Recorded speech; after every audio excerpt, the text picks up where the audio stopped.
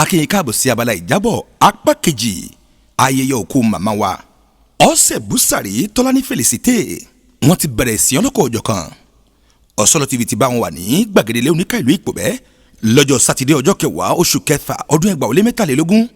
Ohun gbogbo ti bẹ̀rẹ̀ bí a ti kọ ìwé ẹ̀.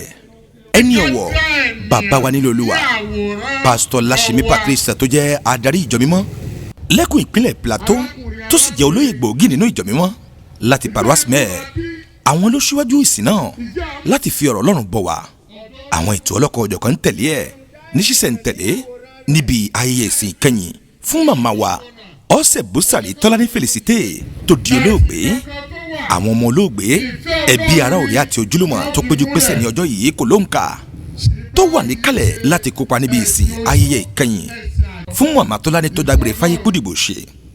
Àwọn ẹbí ìdílé ìyá, ẹbí ìdílé bàbá, àwọn ọmọ àti ọmọ ọmọ olóògbé àti gbogbo àwọn aṣíwájú ìjọ mímọ́ látinú ìjọ Kìrìsìtẹ́nì Céleste tó wà ní àpapọ̀ orílẹ̀-èdè Benin ló péjú pésẹ̀ lọ́jọ́ 10 oṣù kẹfà ọdún 2023 tá wà nínú èyí.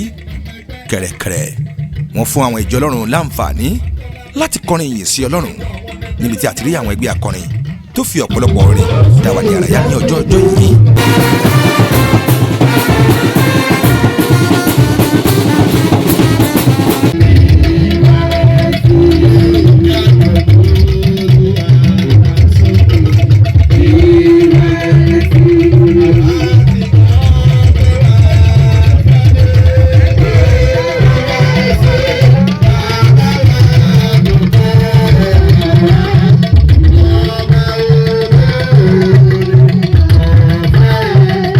Ọ̀gbẹ́ni ẹ̀mí ìsẹ́sínú oníbodè tó jẹ́ ọmọ màmá ó wà ní ìkàlẹ̀ lọ́jọ́ yìí pẹ̀lú gbogbo àwọn ẹgbẹ́ pátá àti gbogbo àwọn ọmọ olóògbé.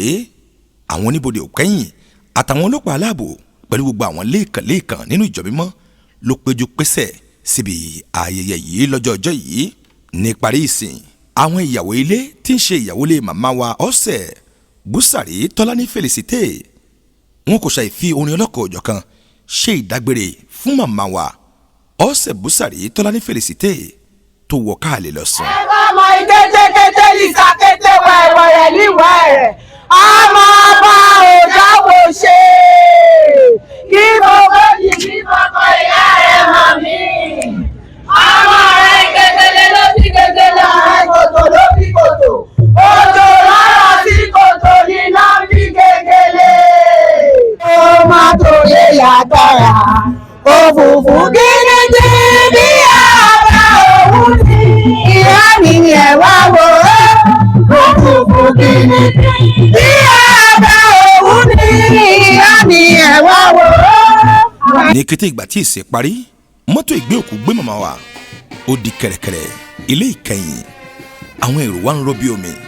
Ẹ̀yin náà wo díẹ̀ lára ìgbó òkú kò nílé oníkà ìlú Ìpòbẹ́ lọ sí ilé ìkẹyìn ẹ̀ tí wọ́n pè ní Tolani event ní àdúgbò àjísù ìlú Ìpòbẹ́.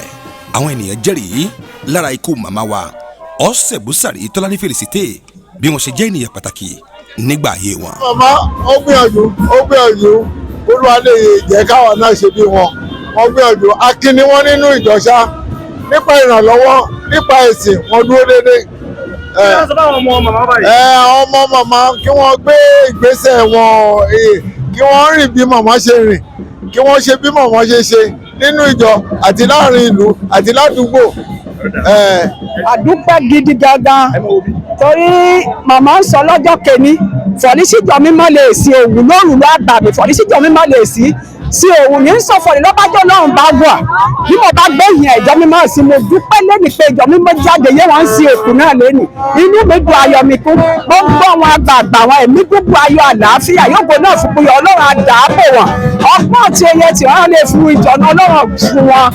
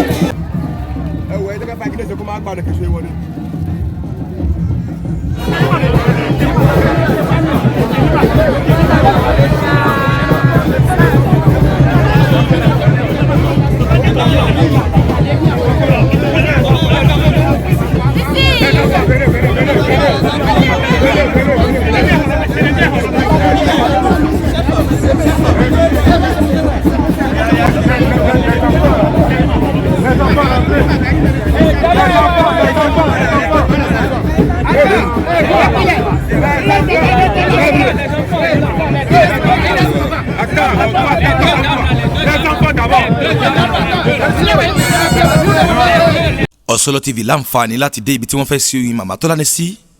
Wọ́n gbà wá láàyè ká wọlé ńbẹ̀ náà pẹ̀lú torí wọ́n fún àwọn oníròyìn láǹfààní láti mọ húlẹ̀húlẹ̀ nípa ìsìnkú màmá wa.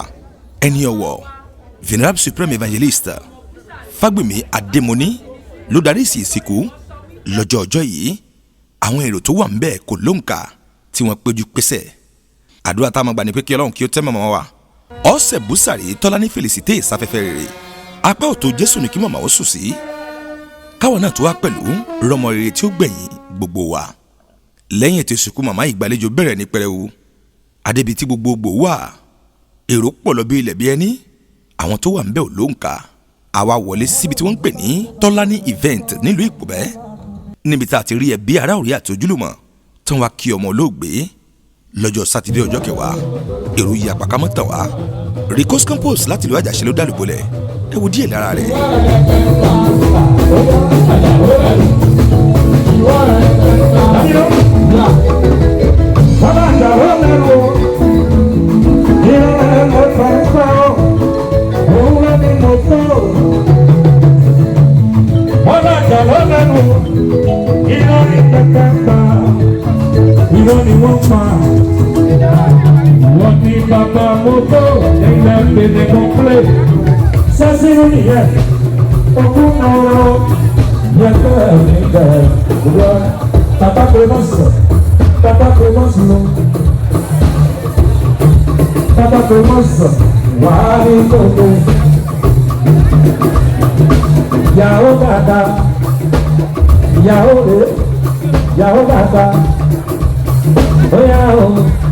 Kásùmù Ìṣọ̀lá ló ti ń jábọ̀ ìròyìn pẹ̀lú àtìlẹ́yìn Abdulateef Kọ̀wéyù tó jẹ́ kámẹ́rámán láti lè ṣe OSOLO TV láti ń filé sórí afẹ́fẹ́. Bẹ́ẹ̀ ni a bá fẹ́ ru eléyìí ẹ pè wá sórí nọ́mbà rẹ̀ ìbánisọ̀rọ̀ wa 97 22 01 22. Màmá wa OSSE BOUSSARI Tolani Felicite afẹ́yìn ṣùgbọ́n Kristi fẹ́yìn jù wá lọ. Ẹ máa sùn láyà olùgbàlà ó dìgbà o. Àníyá ọlọ́pẹ́ ìwé ọ̀nà tèlí ṣàṣìṣe ìgbàgbọ́ òkè òkò lọ́wọ́ àtúrí Jésù lómi ìyá ní tánjẹ́ òkè òkò lọ́wọ́ àtúrí Jésù lómi ìyá ní tánjẹ́. OSOLO TV. Ìmọ́lẹ̀ gbogbo ọmọ ànàgó.